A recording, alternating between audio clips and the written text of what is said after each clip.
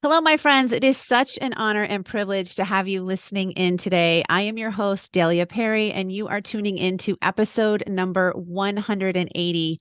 I could not be more thrilled to be bringing you my conversation with today's guest, Dr. Rebecca Chopp. Rebecca Chopp is a widely published author, editor, and academic in the fields of education, philosophy, religion, and feminism. Rebecca served as the 18th and first female chancellor of the University of Denver. She was additionally president of Swarthmore College and Colgate University, and she served as provost and executive vice president for academic affairs at Emory University and as dean at Yale University. Rebecca has served on the governing board of the Association of American Colleges and Universities, Olin University, the Carnegie Foundation for the Advancement of Teaching, and on the American Council on Education. Rebecca is also an ordained minister, but she is currently an Alzheimer's advocate who co-founded the Voices of Alzheimer's.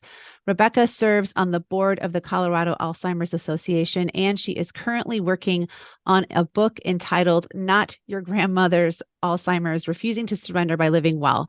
My friends, I cannot wait to dive into this discussion with someone I not only greatly admire, but someone who has become a dear friend and a true inspiration in my own life. And so with that, Rebecca, thank you so much for being here and welcome to the Girls for Greatness podcast. Well, thank you. It's so much fun to do this with you. We've walked a lot of It is. Together. I know.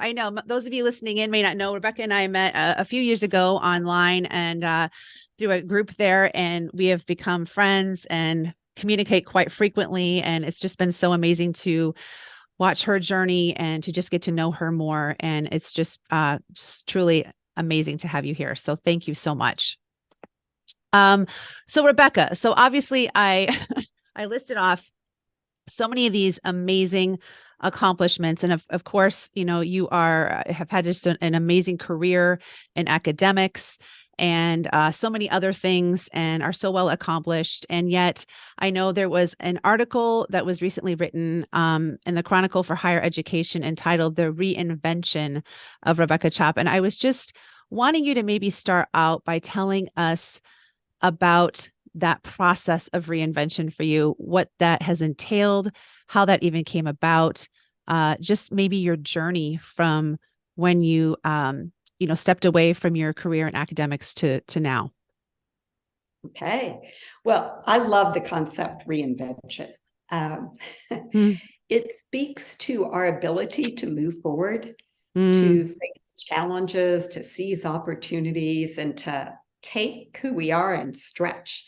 And I always think I've reinvented myself. I think most of us has reinvented ourselves many, many times. But in 2018, I went to the doctor on my annual physical, and she ended up giving me a mini mental exam, which is an exam to see if you're having neurological problems. It was kind of a fluke. The only real symptom I had was that I started sleeping a lot. And long story short, I ended up being diagnosed with mild cognitive impairment and Alzheimer's. This was a total shock. I mean, I've always thought of myself as a brain with the body. The one thing I always felt good about was that I could figure things out. I was intellectually strong, but I was also very practically strong. Combination of my mother and father in one person. And all of a sudden I get Alzheimer's. I wanted to work for another 5 to 7 years. I was 68 at that time. Wow. But it's pretty clear that stress aggravates Alzheimer's. We all have stress. You raise kids. I raised a kid. That's stressful. Yeah. Living in the world is stressful. But being a chancellor or president, I was working 16-hour days. And, wow. You know, I was seeing a large $100 million plus almost $200 million budget overseeing students, faculty, buildings, facilities, dining, everything. And I had to step away. So two things happened. I retired, and the joke in my family was I would never retire. I was my work. Sure. Right? Sure. And all of a sudden, the one great tool I counted on was going to disappear. So depression and despair sat in. But through a process I'm happy to talk about, I began to realize that Alzheimer's no longer means that you're immediately gonna die.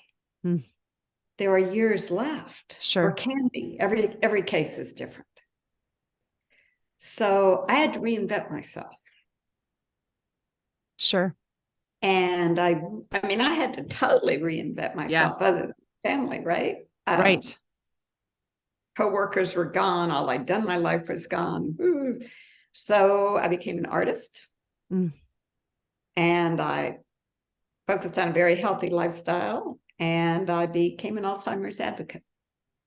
That's amazing. I was wondering if you talk a little about maybe just going back to when you were first diagnosed. And I know you alluded to it a little bit, but just, the range of emotions, I'm sure, from shock to despair to, maybe anger, and how you, I guess, pulled yourself out of that. Was it a lengthy process? Was it something that you just had to wrestle with for a while? I'm just curious how that all kind of settled in for you. I would say yes, yes, yes, and no. It was kind of a lengthy process. Sure. On March 17th, 2019, after tons and tons of tests, I went to a neurologist who will go unnamed. And this neurologist basically told me that in 2 to 3 years, I wouldn't be able to feed myself or button my shirt. I'm a independent soul. Sure. Of course. I've never been one of those women that men want to help or anything. I'm right. Pretty independent. And also, I mean, I had just started the diagnosis 4 or 5 months ago. To be thrown into that, all I could think of was my grandmother in her dying years. My husband walked away. My husband and I walked away and sat in a car and cried and cried and cried.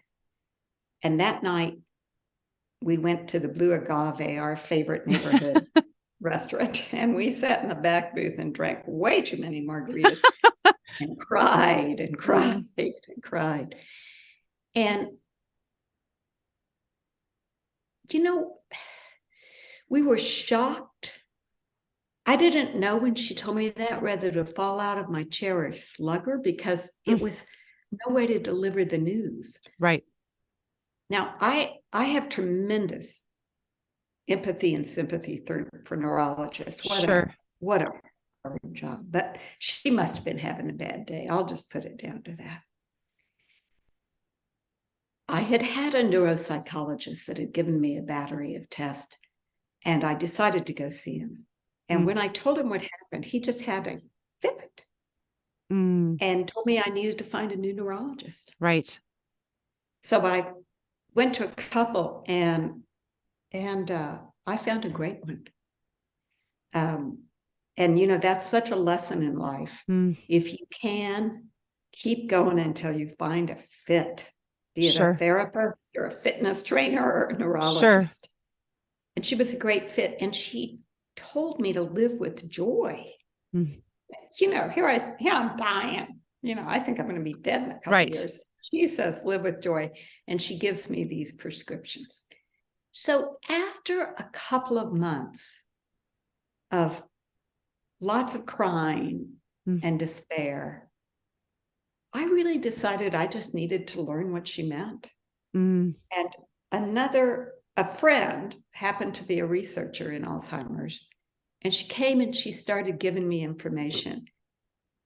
And I just did a lot of research and read a lot. And, I'm writing a book about my own journey now, because I don't want others to have to go through that. What ended up being about a year Wow.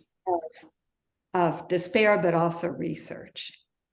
And finally, through that process, and then with the help of learning art, Yeah. I decided I was going to A, fight, and B, live with joy. That's I still have amazing. my dark days. Sure. Of course. Of Set in, course. we all do. Of But course. That's amazing, Rebecca. How did you, I guess, was it through your research that you kind of came up with your ideas of how you were going to start to paint and then change your lifestyle, change your diet, change all of those things? I mean, was any of that anything that you knew when you were diagnosed? I was curious just when you said that you had been told, your diagnosis from the first woman. I mean, I wondered at that time, I know there's a lot that's come out since then. There's a lot of talk in the nutritional and wellness space now about mind health and foods we can eat and how we can stay, mentally more cognitive and sharp. But did all of those things basically come from your own research then and what you decided, look, like if I'm going to fight this is what I'm going to have to do? Yeah, it really came from my research. We were just on the wave in 2018, 2019 to focus on brain health. There were very few books. Again, my friend Lotta Granholm Bentley gave me some suggestions, a little bit of research. And my doctor had said, live with joy. And then she said, get creative, use the right side of your brain. She said 2 hours of exercise a day. Wow. So she wrote this was my prescription. Wow. Follow the MIND diet, which is a brain healthy version of the Mediterranean, and sleep. And then because I'm a very spiritual person, I added spirituality. And that is a fairly common theme with Alzheimer's now, spirituality. So she just gave me as orders. Sure. And then I started investigating. The art kind of fell into my lap, and that a good friend, Frances Lucas, when I told her I had Alzheimer's, she's a Southern woman from Mississippi. This is tall, commanding presence. And she said, honey, child, you're going to have to learn to paint. You got to paint. It's good for your brain. Wow. So she flies to Denver. She takes me, my sister, and a friend up to Crested Butte. And she says, we're going to paint. I had been told as a child I was not artistic. I mean, I can't even draw a stick figure. Yes. My sister and my friend jump in. They're painting masterpieces immediately, and I throw a tantrum. But Frances, she finally said, we're going to get this. I'm going to sit next to you, and we're going to paint a flower together. And she just made me sit there, and we painted a flower together. Wow. And it took hold. That's amazing. Real gift. Yeah, it was. Friends help us through these times. Sure. That was going to be my next question, was if you had any former love of art, like yourself, like in being creative, being artistic.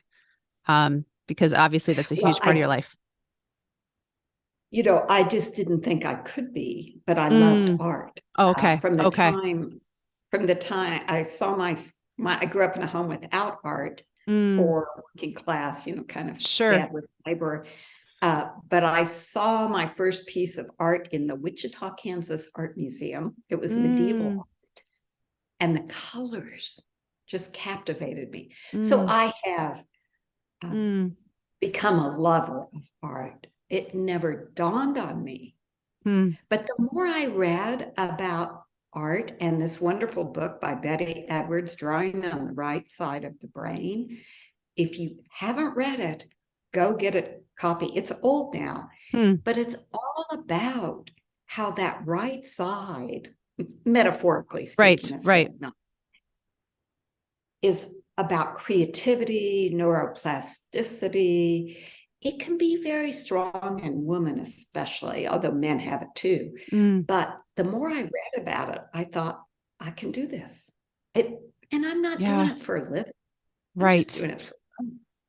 Right. No, that's so great, Rebecca. And I think a great reminder to us, just hearing you say that about the importance of tapping into that side of us, something that I think so often gets shoved to the wayside and we don't Yes. use, especially now in a world full of media, which takes up so much of our time.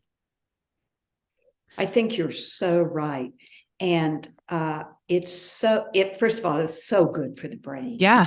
Yeah. It creates neuroplasticity and it strengthens, it creates new neural pathways.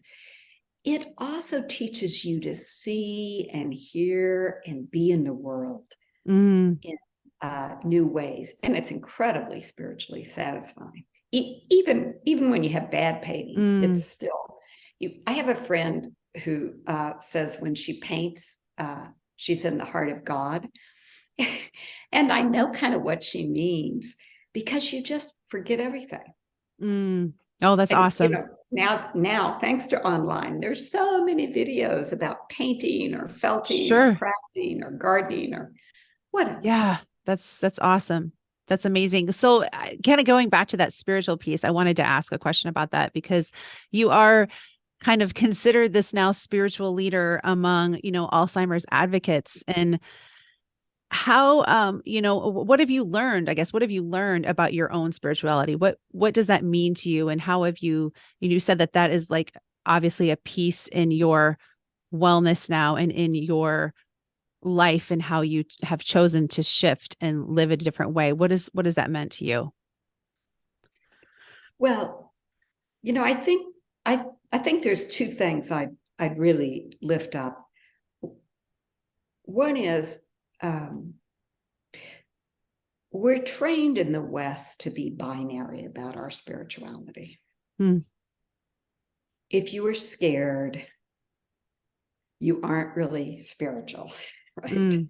If you're Yeah. angry with God, you're not really spiritual. You're supposed to be happy all the time. And I've learned that's just not true. The spiritual, the ultimate, the holy God, whatever you choose, the higher power, the point is it's present in all of that. Hmm.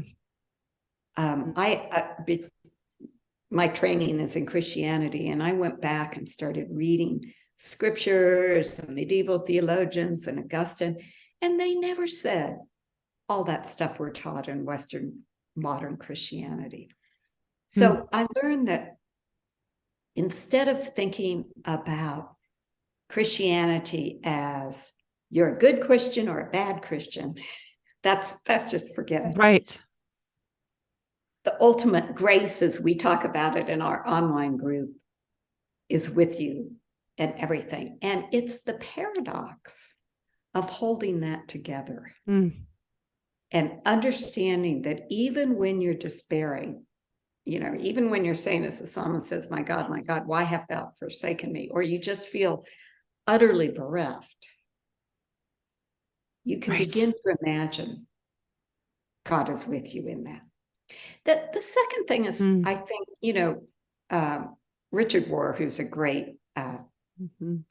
kind of meditative, contemplative, talks about falling upward. And a lot of people talk about this second stage, the first stage is raising kids during the careers, busy, busy, busy, busy, busy.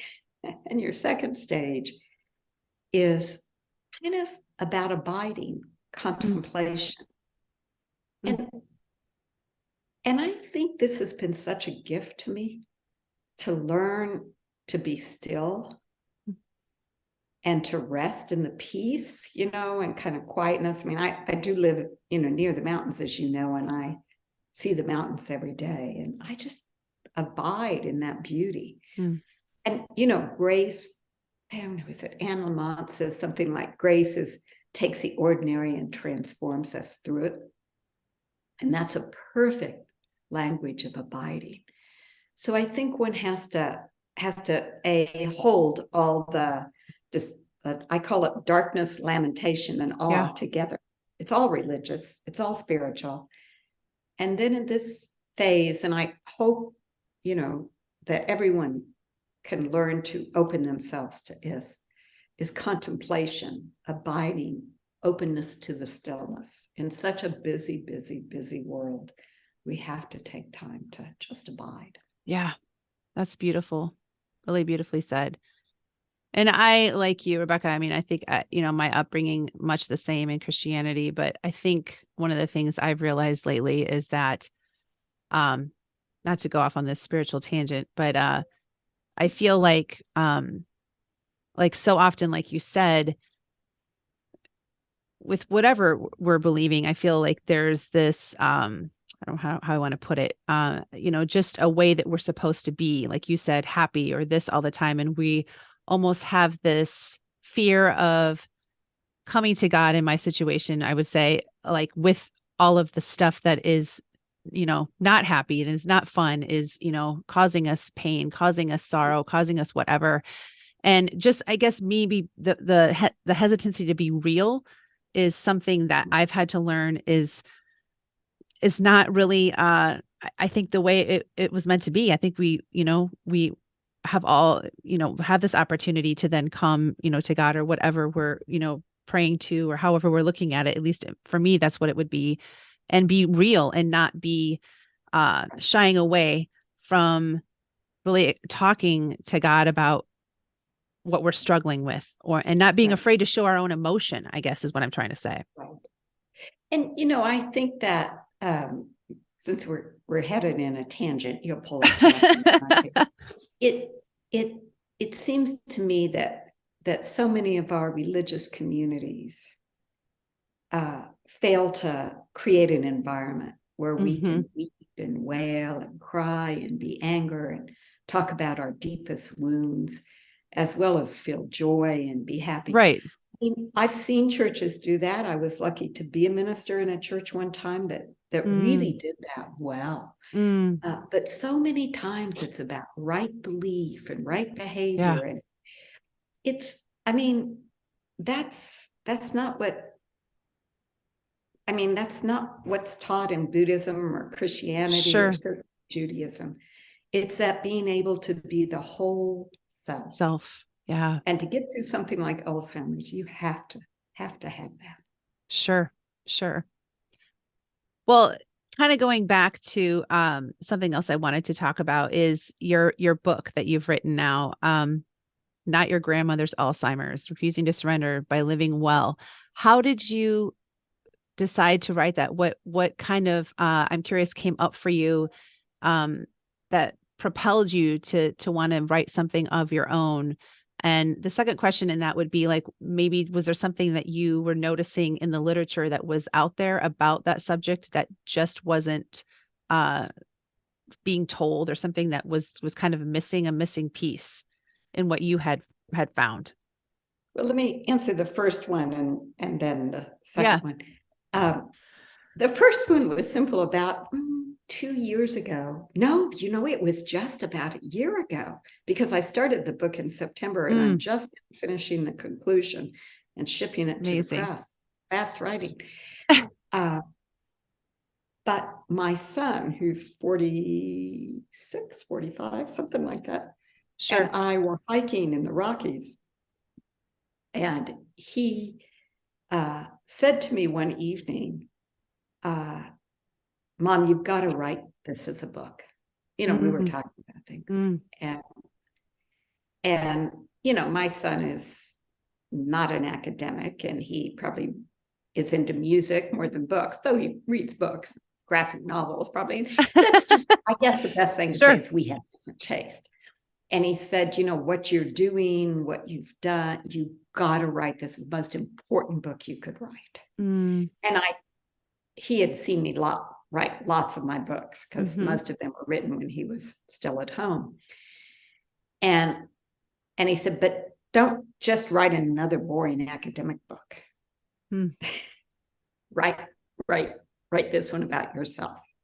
And I was so you know, no one can touch us like our children. Sure. I mean, they have a special way of, and I thought, I'm going to do that if he's the only one who reads it. I'm doing it for him. This is a great kid. And then the more I thought about it, and that goes to your second question, I realized there were very few books written by people who have Alzheimer's.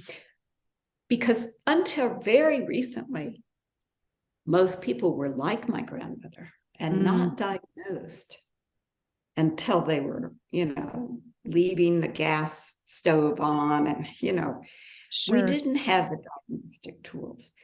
And I would say still today, most doctors don't give the mini mental exam. They'll require a colonoscopy, which is far down the list of as compared to Alzheimer's. But we're in an era that's moving, and more people now are like myself. And there's going to be millions more for two factors. One is the baby boomers are expanding as we reach retirement age. And second, they're now developing biomarkers. So we know now, the research shows that Alzheimer's is in your brain probably 20 years before you even show symptoms as mild as mine. So they will have a biomarker that can begin to trace out what if Alzheimer's is developing. So you can do these lifestyle changes. Fairly certain that many people can resist the onset for years and years and years. Who knows, maybe ever, because of course pharmacological interventions are also rapidly appearing. So, wow. So, I couldn't find much, and I think I found 2 or 3. Sure. Books. One Tattoo on My Brain, which was very good, and they weren't all that helpful. Tattoo on My Brain was pretty helpful, but I just couldn't find anybody who told my story. Sure. I found the stories of caregivers, and shout out to caregivers, that they're just saints. Caregiver makes you a saint in my book. So I also decided I wanted to help others. And I think, as one of my good friends, Barbara, keeps saying, this is not a book just for Alzheimer's. This is a book about struggles. Sure. And how both to accept them and not surrender to them. So I think first and foremost, I want to, in this book, help people and their caregivers, the people who are diagnosed with Alzheimer's, know what to do much quicker. So you could read it maybe before you have Alzheimer's, but certainly after. Second, I want to remove the stigma. There is terrible stigma about Alzheimer's. I mean, I was asked to step down from boards.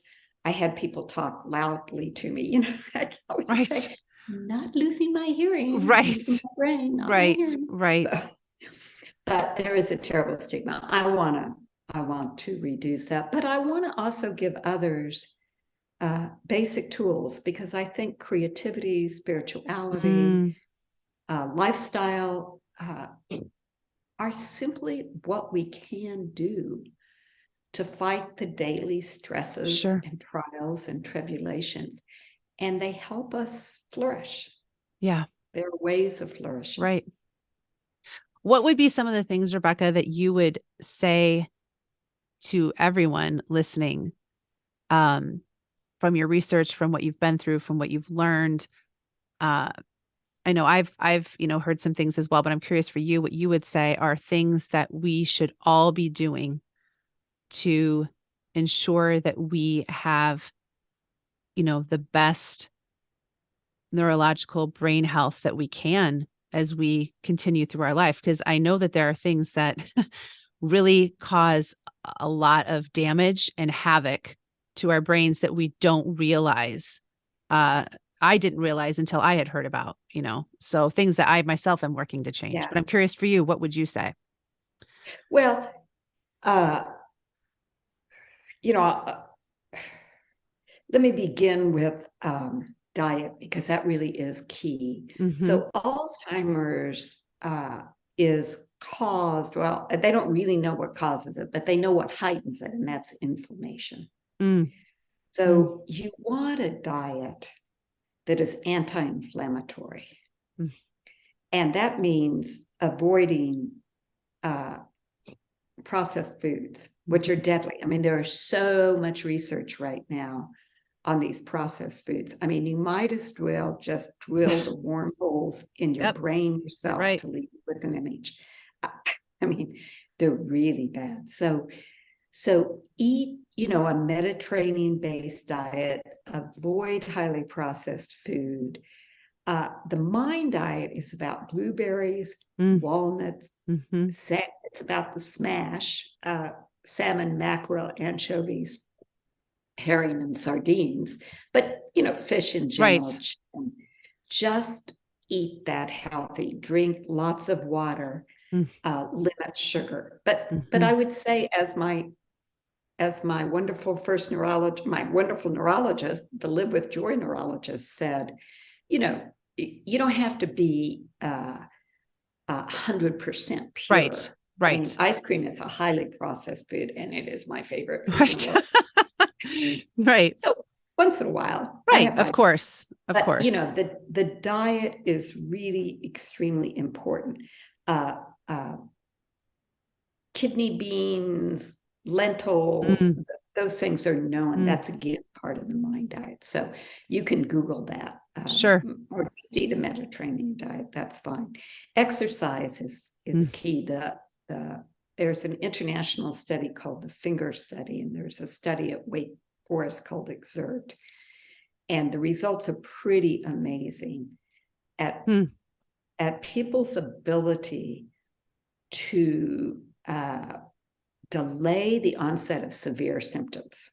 So one person said it like this: you may die in 10 years, but instead of sliding quickly and being, having to be totally dependent for 6 or 7, if you exercise and eat right, you may stay healthy and then have a quick decline. And of course, a brain healthy lifestyle for people who are not diagnosed is, they're starting to say, you do this kind of exercise and you could delay perpetually set of symptoms, or delay them until you're very old. So what is the exercise? It's threefold. It's cardio. So I this morning started out on my spin bike. So I do all sorts of things for cardio. Cardio is not my favorite, so I have to force myself. It's weightlifting. I really like kind of the powerlifting. So I do deadlifts and squat bars and all that kind of stuff, but you don't have to do that. And working with a fitness trainer is always good when you're doing some kind of lifting or taking a class or something. And then it's choreography. So that's balance, stretching, kickboxing, ballet, bar. Those 3 are really key. Now, some doctors say, if you can't do that, just walk. So I walk between 5 to 7 miles a day on top of that, because I decided what I needed in my life was a puppy. Yes. My husband had a different reaction than you just had. He said, oh my God, a puppy. But so I got a Pomsky, which is part husky, very, very active So dog. cute. So, it kind of helps me with the cardio, because a Pomsky walks pretty fast. That's and awesome. It provides phenomenal companionship. Oh, but exercise is so key. Sleep. Sleep is when your brain can cleanse itself of the toxins that cause the tau, the plagues, or what I popularly call the wormholes. So you have to sleep. And I never slept, and it probably contributed to my Alzheimer's. Sure. Yeah, So I think that's a great point. I think that's something I've touched on here before, but something I know that for myself, I've had to get more serious about. I've always thought I've prided myself as being one of those people that doesn't need a lot of sleep. And maybe I me don't compared to too. some, but it's not it's not good. It's not healthy. I'm starting to notice a more significant difference when I don't, especially if it's days on end that I've been up. Um, and I think there's a huge problem in the world is, especially in America, I feel, is this sleep deprivation. It is. And you know, you're not the only one who felt pride. I felt tremendous pride. I Mm-hmm. used to say my, you know, secret power was I only slept 5 or 6 hours a night or 4 or 5 hours Mm-hmm. a night. Mm-hmm. But it's so ridiculous because, you know, we diet, we work out, Yeah. we go on vacations, we do all this stuff to take care of ourselves. If you're not sleeping, that's worthless. Yeah. You're right. You're exactly right. I love it. Such great recommendations. Couple other questions before we kind of wrap up. One of them, Rebecca, I wanted to ask is, and we kind of touched on a few little things, but I'm curious what awareness you really want to try and bring to the topic of Alzheimer's. Where do you see where we're at right now in terms of healthcare and research and people's knowledge of, um, you know, what to do if they are diagnosed or how they start to even, um, I guess maybe even just the whole topic in terms of what's funded and where are we at in that, and what are you wanting to really help people understand? This is really, really important that we do this. Yeah. It is, as your question suggests, so multifold. Mm-hmm. We need the public to understand that you know, 1 out of 3 or 4 people over 65 get Alzheimer's, and people get it. I mean, it's the 4th or 5th largest killer in our Mm, society. And it is a hugely costly mm, disease. The average family spends about 300,000 wow. to take care of somebody with Alzheimer's. So we need to understand that this is bigger Mm-hmm. than many diseases we worry far more about. We need to understand there are things we can do immediately. Like Mm, we need to do what we do for heart and sure. cancer and the other big killers. So we need to understand that. So we need a massive campaign in the public Mm, that helps educate. Power is knowledge. That's my mantra. Power, mm. you know, knowledge is power. I'm sorry. Yeah, Power right. is, but you can say it both ways. Right. Uh, so, and people need to know, of course, if they get diagnosed, get to work as fast as you can. Delay the rapid slide, more time with loved ones, more time to Mm, give back, more time to do things, more things to contribute to society. I want to help fund research. mm, The research right now is, I think, at a good place. mm, There have been drugs approved by FDA that treat amyloid plaque in the brain. Uh, uh, the problem is with those drugs, there can be a high incident of brain bleed, or too high, I would say, not mm, horribly high. But the results for people who can take them are amazing. mm. There needs to be more research funded for the tangles. They're called tau tangles. Okay. Some doctors think women have more tau tangles, and since women are 2 of 3 victims of Alzheimer's, that Mm, is important. So more research needs to interesting. happen. But the number of people going into research is huge, and we need more funding, but the funding is increasing. I want to go back to those drugs for a moment Yeah. because drugs are being approved by the FDA, which is the agency that approves drugs in Right. America, to treat Alzheimer's. Now, FDA does not approve a drug unless it's proven to help. Mm-hmm. They're very strict, and anybody who's heard about trying to get an FDA approval knows what a long, trying process it is. But Medicare has decided not to fund those drugs. Yesterday, I went to a rally in downtown Denver at the Medicare office. Saw that. Hold up my sign. My son and sister went, and across the country, these rallies were held at various times in the last 2 weeks. We've got to change Medicare's mind. They're saying, oh, it's not proven that it will help. And everybody worries it's because it's going to be costly. It will be costly. But right now we have 6.7 million people diagnosed with Alzheimer's. We could have 10 million soon, and then 20 million. And so we need to fund that. So, I guess that's what I want to do. Public awareness, research, advocacy.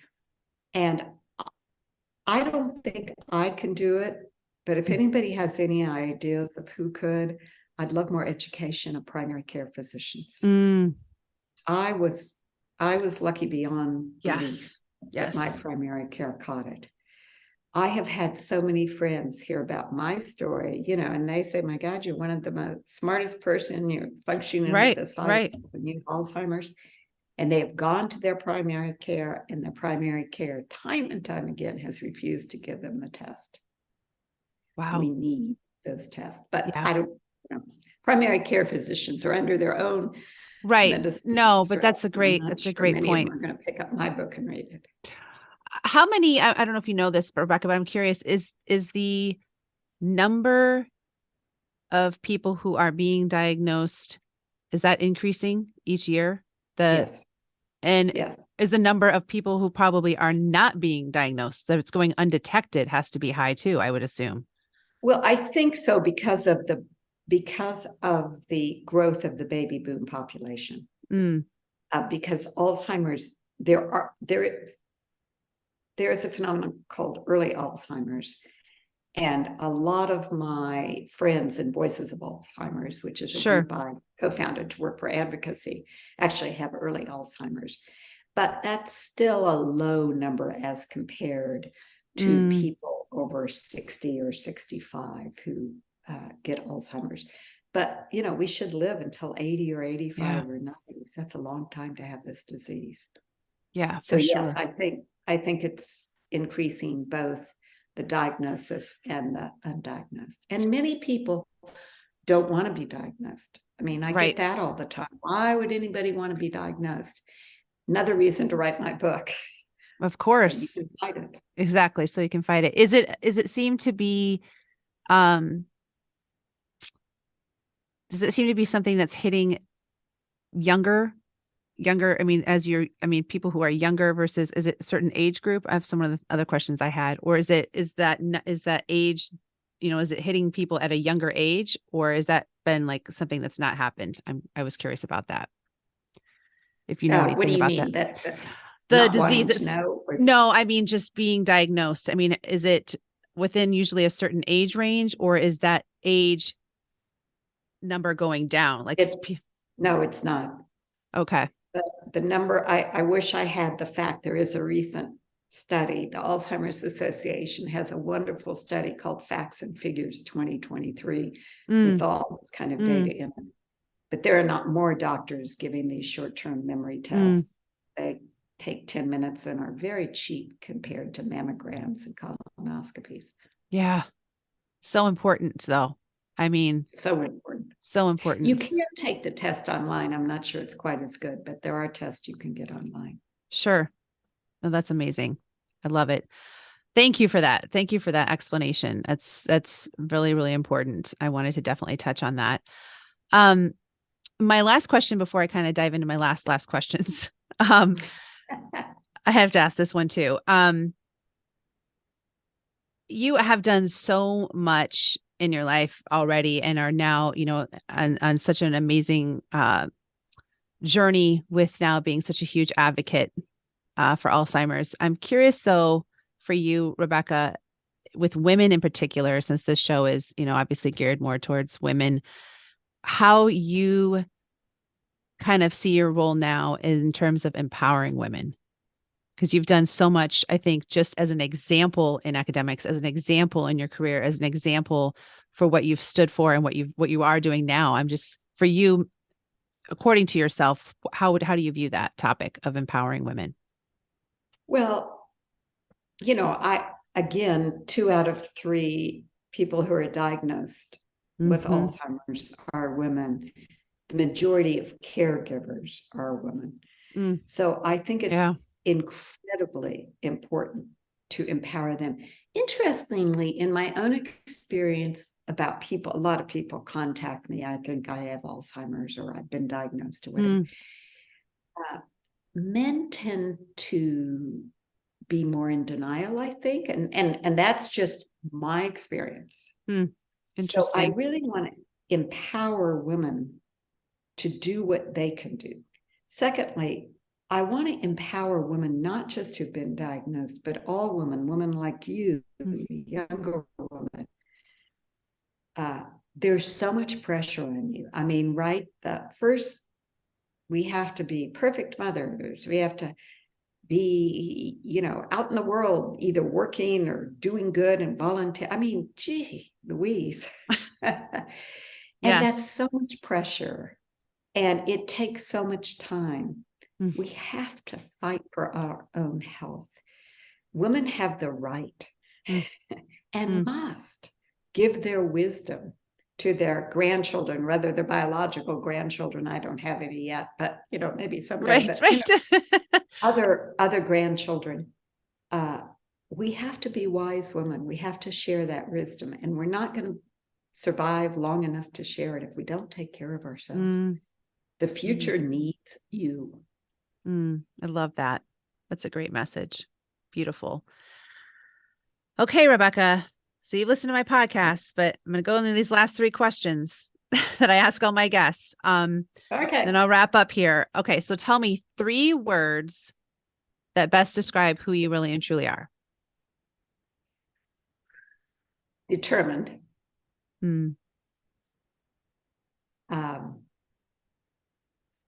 Imaginative. Love that.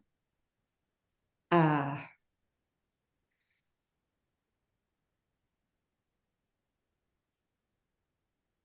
realist. That's great. Those are great words. Love those. Okay. So tell me one thing that you are currently working to improve upon in your own life right now. Cardio. I really hate cardio. I just so hate funny. It. That's so funny. There's so many people that say that. I hate cardio. I hate it. I just can't stand it. So I bought 2 things in the last 6 months because, you got to have the equipment. Of course. The outfit and the equipment. That's everything. It's not that I couldn't go out and run. Exactly. So I bought a little trampoline. That is fun. Yes. Those are fun. And I bought a spin bike. Oh, that's awesome. I really need to do cardio. There are some very recent, I mean, within the last 6 months, is showing that cardio is the most impactful. So I got to get with the cardio troop. Yeah. Well, those are great. Those are great things you bought for it. I love it. Okay. And the last one, tell me one thing you are proud of yourself for being or doing. And I know there's many you could list, Rebecca. There are many. Being a parent. Right. But everybody has those, or in one way or another. I really think the thing I'm most proud of is all the students I've helped. That I've taught. That's awesome. That I've seen walk across the commencement stage. It's a beautiful generative thing to help people on their journey. And some are young, and I've had students as old as 60. I think that's the thing I'm most proud of. I lived my life helping those people invent Sure. themselves and their future in their country. That's whatever amazing. country it is. That is so amazing. I love that. Thank you for sharing that. Thank you so much for being here. This was so much fun. I have loved every minute of this. Fun. I have been looking forward to this for a long time, and it is truly an honor to have you here and to just raise awareness around something that is so important, and to just have this great conversation with such a great friend about so many different things. So thank you. And I'm thrilled I got to get to know you, and we'll continue with our little online chats. And what an honor and privilege and pleasure to do this. Thank you so much, Rebecca.